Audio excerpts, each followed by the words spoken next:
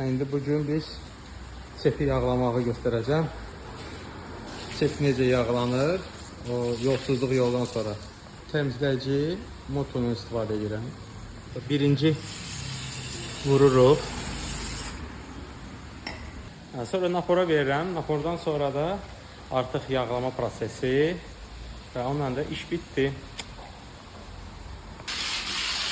Hər yerinə şampun vurmaq olar.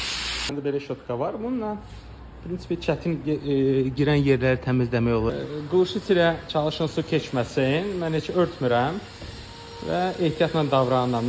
Ola bilər az şampun, biraz su keçsin, ondan qorxusu yoxdur. Ona görə mən naporu uzaqdan vururam. Ümumiyyətlə çepli motosikletin əgər tozlu yola çıxırsınızsa, hər dəfədən sonra təmizləmək tövsiyə olunur.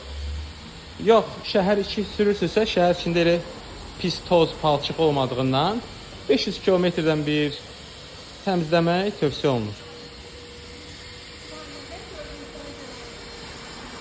Səs yerləri belə tutdum.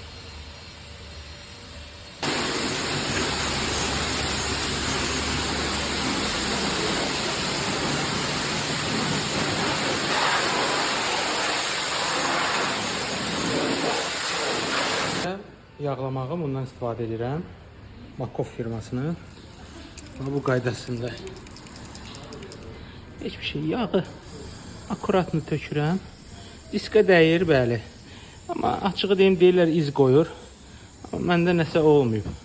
İz qoyanda da xüsusi vasitələr var, ondan təmizləmək olur. Hər dəfə kardon gəzdirmək olmur axı. Oldu çiçək kimi.